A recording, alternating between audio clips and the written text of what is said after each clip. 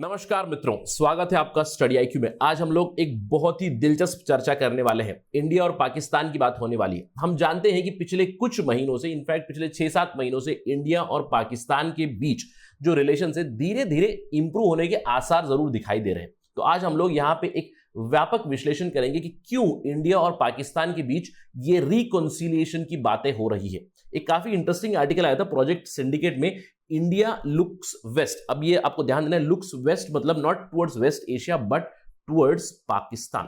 तो ये आपको अंडरस्टैंड करना है और काफी इंपॉर्टेंट आर्टिकल है। इसको लिखा था शशि थरूर ने। और नॉर्मली आपको याद होगा, मैं हमेशा ये कहता हूं कि जब भी आप अखबार पढ़ोगे आप हमेशा इस चीज पे ध्यान दीजिएगा, आर्टिकल किसने लिखा है। और नॉर्मली मैं ये कहता हूं कि अगर किसी पॉलिटिशियन ने लिखा है, बीट फ्रॉम रूलिंग पार्टी और द अपोजिशन पार्टी, थोड़ा सा ध्यान से पढ़िएगा। Many times you can skip also, but an article written by Shashi Tharoor here, specifically from the perspective of international relations, it does make sense. Because Shashi Tharoor, yes, he is a member of Indian National Congress, he is a member of opposition, but if you look at his academic development, if you look at his background, उनकी MA भी international relations में हुई है, उनकी PhD भी international relations में हुई है। उन्होंने काफी अच्छी किताबें लिखी हुई है। He has written Pax Indica which talks about Indian foreign policy. उन्होंने एक प्राइम मिनिस्टर मोदी के ऊपर भी किताब लिखी थी, the paradoxical prime minister, again to certain extent political cum foreign policy book हम लोग ये मान सकते हैं।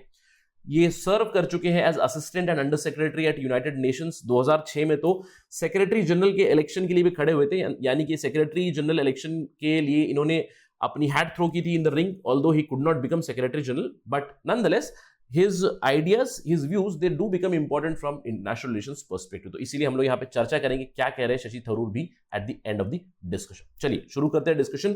मेरे साथ बने रहिए। ये सब जानकारी लेने के लिए मैं हूं आपका दोस्त राहुल सायगांवकर। आप मुझे फॉलो कर सकते हो इन आईडीज पे। और अगर आप यूपीएससी सिविल सर्विस एग्जामिनेशन की तैयारी कर रहे हो तो just go to the description of this video, आपको सारी जानकारी मिल जाएगी हमारे कोर्सेज के बारे में। चलिए एक ऑब्जर्वेशन करते हैं। मैंने कहा कि पिछले कुछ महीनों से इंडिया और पाकिस्तान के बीच सम सॉर्ट ऑफ रिकॉन्सिलिएशन के आसार जरूर दिख रहे हैं। और आप ये खबर देख सकते हो फ्रॉम अप्रैल, रॉयटर्स की खबर है, exclusive, India Pakistan held secret talks to try Kashmir impasse. यानी कि बातचीत हुई, जो कश्मीर के ऊपर विवाद चल रहा है उसको एंड करने के लिए या फिर कुछ रेजोल्यूशन ढूंढने के लिए एक बातचीत जरूर हुई।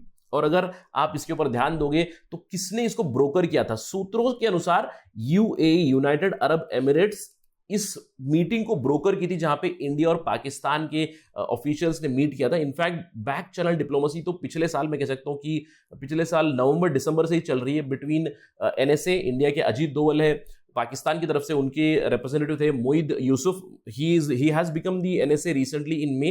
तो बातचीत जरूर चल रही थी, उसके कुछ सॉल्यूशंस जरूर आए हैं।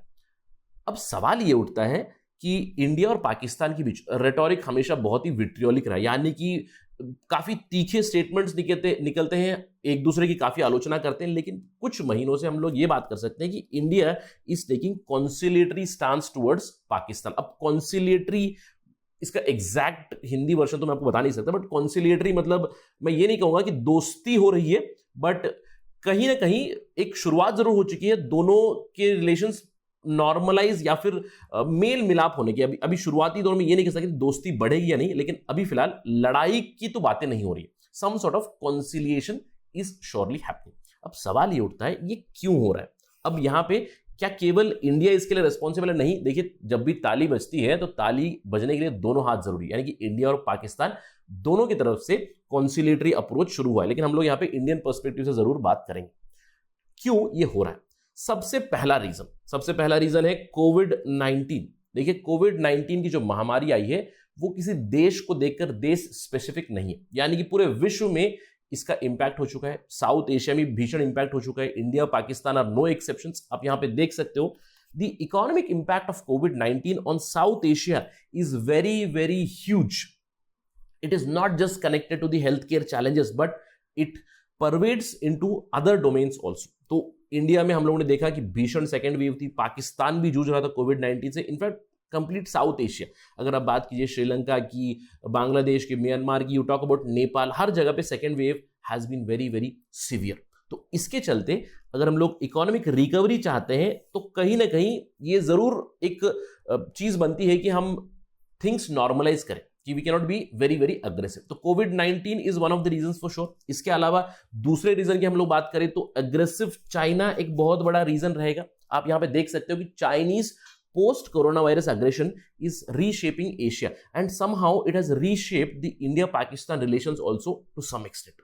अब क्यों? देखिए, हम लोग जानते हैं कि पिछले साल इंडिया और चाइना की गलवान वैली में क्लैश हुई। 1 साल हो चुका है, यानी कि 1 ईयर एनिवर्सरी हो चुकी है इस क्लैश की। और उसके ऊपर अगर हम लोग विश्लेषण करेंगे, फाइनेंशियल एक्सप्रेस का ये आर्टिकल है 1 year after the Galwan clash.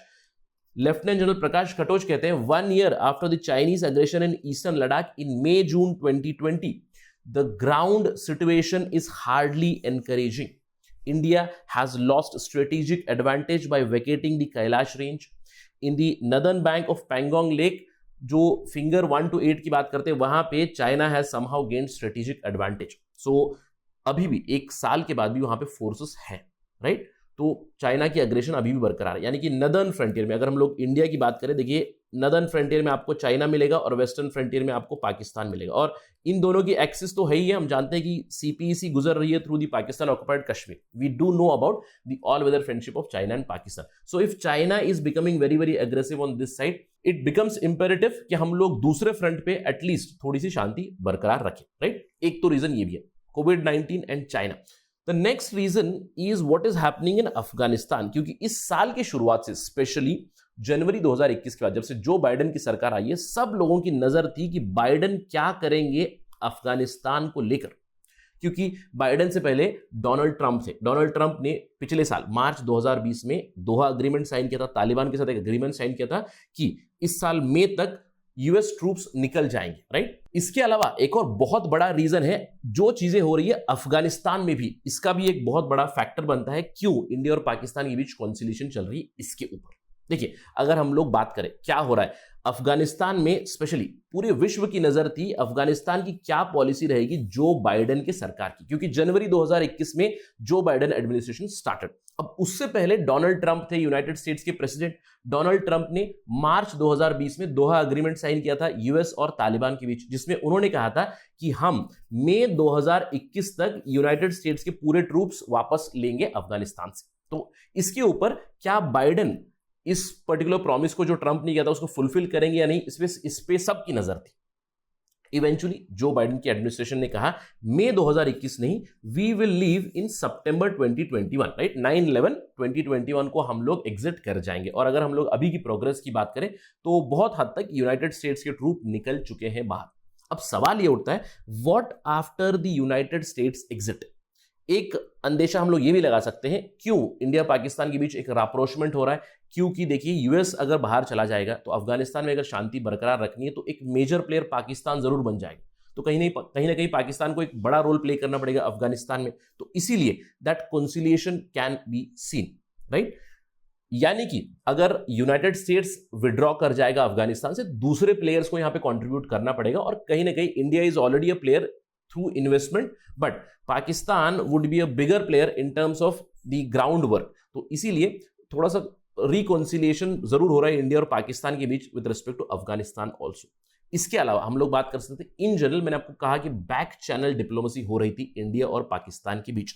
India और पाकिस्तान में सीज फायर अग्रीमेंट जो फाइनलाइज हुआ था फरवरी 2021 में सीज फायर बात की गई थी। उससे पहले बैक चैनल डिप्लोमेसी हो रही थी। उसके बाद धीरे धीरे शांति जरूर दिखाई दे रही है, एटलीस्ट पिछले कुछ महीनों में। अब इसी के चलते रिसेंटली एक डेवलपमेंट भी हुई।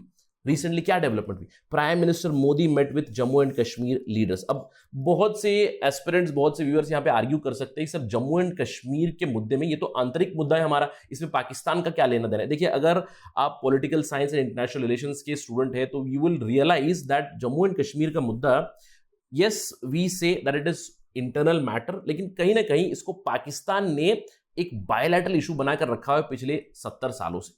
तो at least there they have been a little successful. इस जम्मू कश्मीर के रिवोकेशन के मुद्दे के ऊपर वो इंटरनेशनलाइज नहीं कर पाए, लेकिन कहीं ना कहीं थ्रू वन मीन्स और the other means, specially by the use of terror, they have kept this issue open, right? ये इशू अभी भी ओपन है। टेररिज्म यूज करते हैं, और दोनों के बीच, इंडिया पाकिस्तान के बीच अभी युद्ध के स्तर पर तो ये सॉल्यूशन नहीं निकल सकता, क्योंकि बोथ आर न्यूक्लियर पावर्स। तो कहीं ना कहीं एक बातचीत से, डायलॉग से, डेलिब्रेशन से एक सॉल्यूशन निकल सकता है। तो इसी के चलते इंडिया की तरफ से हम लोग ये कह सकते हैं एक छोटा सा कंसेशन दिया गया है, जहां पे इंडिया ने बात की यहां पे डिलिमिटेशन की, इलेक्शन की, और जम्मू एंड कश्मीर को स्टेटहुड देने की। तो ये सारे इंडिकेशंस है of some sort of a conciliation between India and Pakistan, isn't it? अब Shashi Tharoor also says exactly the same thing. Shashi Tharoor says that India is facing continued aggression from the northern front. अगर आप India को देखें, एक तरफ है China, तो यहां पे गलवान वैली पे ऑलरेडी हम लोग क्लैश देख चुके हैं, नाकुला सेक्टर में भी हम लोग क्लैश देख चुके हैं। तो नदर्न फ्रंट से चाइना कंटिन्यूसली अग्रेशन दिखा रहा है।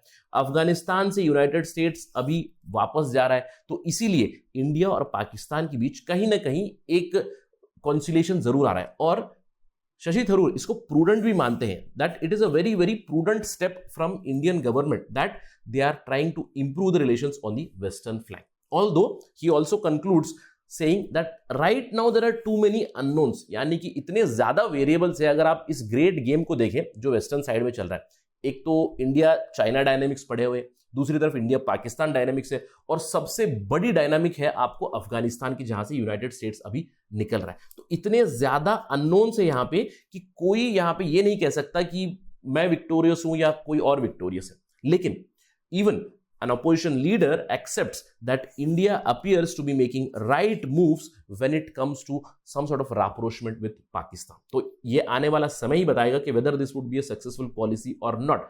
But right now, common sense tells us that if there is aggression on one front, let us make the other front peaceful, at least for some time. Let's wait and watch for this great game. Till then, stay tuned on Study IQ. Thank you for watching. Jai Hind.